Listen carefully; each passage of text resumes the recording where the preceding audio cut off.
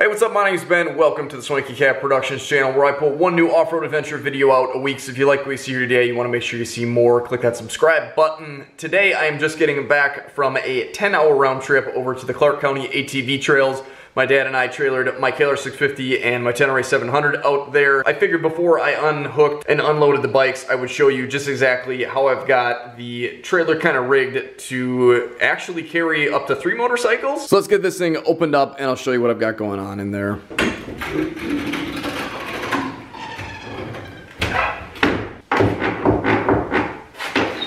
So this is a Pace 14x6 V-nose. Up front here, we've got 2 of these Extreme Max tire cradles. Those just use a wing nut, or actually I guess a wing bolt up on the front. And then in the back here, they've just got these little brackets that they slide in.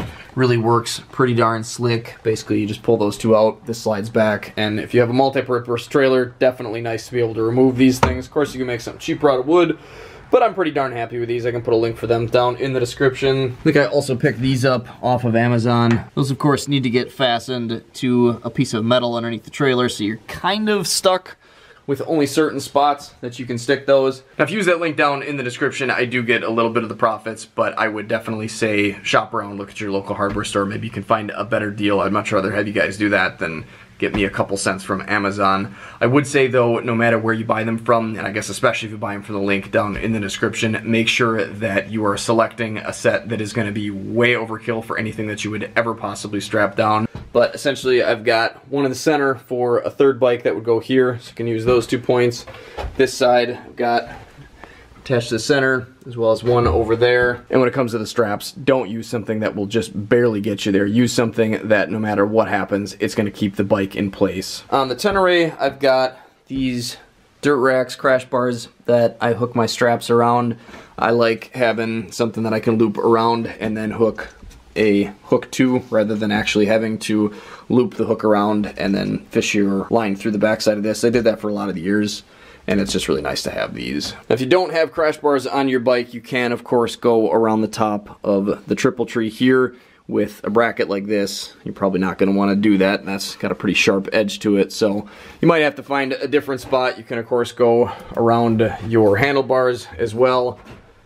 I don't really know that I'd have a whole lot of space to do it over here. I suppose I could do it around that bar, but then you got to be cautious of your wires so you're not tearing anything out. But essentially what you need to do is create a blockage for the tire up front and then have 2 points as far out on the bike as you can get to kind of keep it from rocking side to side. And this thing is plenty solid, made even more solid by the 2 straps that I've got on the back. On a dirt bike, you might not need to put straps on the back, but on a 460-pound bike, I would definitely recommend having at least 4 straps. So those just go to some hooks kind of midway through the trailer here. And some of you probably cringe at this, but I've just got the hook right on my passenger pegs here. I'm not really too worried about scratching those up. They're always all full of dirt anyways, so whatever. But again, here I've got a hook in the middle. Of course, you saw the one on that side, and then I've got the other one here, which I can hook the KLR up to.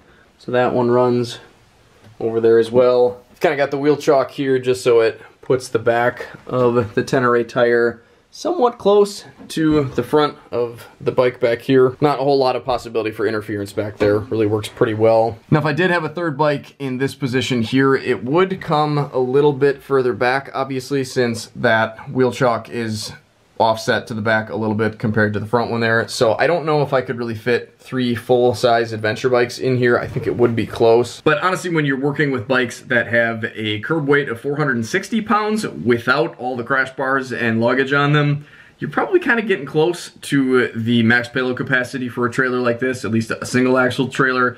I think I'm only able to stick 1,570 pounds in here, so 3 500-pound bikes, you're getting pretty close to that 1570 limit there. So I think you could probably do it. Wouldn't necessarily recommend it though. And for the far back here, I've just got a ratchet strap to each side of the trailer. Didn't bother with one in the middle there. And these actually go right through a hole on the little guard next to the passenger foot pegs. I really like having that there. super cool. I think that's got to be what that's for, even if it's not. Really works out quite nice, and I feel pretty darn good transporting both of these bikes this way. I used to try to strap bikes a little bit higher in the back, but I don't think that's a good idea because then you're putting a lot of extra unneeded stress on your rear subframe. Mounting it down low like that on something that's already supposed to be able to take some weight when a passenger would step up on it, I think is a much better way to go, and definitely kind of reduces your risk of bending something up back here. I suppose I kind of skipped that, but the KLR 650 I just got wrapped around my Durax crash bars up there. And if you guys are interested in any of the accessories that you've seen on either of these bikes, I've got links down in the description to playlists for both of these. I've got a video for just about everything that I've got done to each of these. So hopefully this was helpful to you guys. If you have any questions, leave them down in the comment box below. Like I said, I will put links for all the parts that I used for this down in the description. I'm really pretty happy and pretty confident with everything that I've got here. I've traveled a long distance with these bikes in here just today and quite a few other times with no issues. So like I said before, I put a video out at least once a week, so if you want to see more videos like this or videos where I'm actually out riding these bikes, make sure you click that subscribe button, click the bell after you're subscribed. That way it'll let you know anytime I put a video out. Until then though, guys, make sure you get out, enjoy this beautiful world for yourself, and if you can't do that right now, there's some more videos to check out in the meantime. Take care, stay safe, and stay swanky.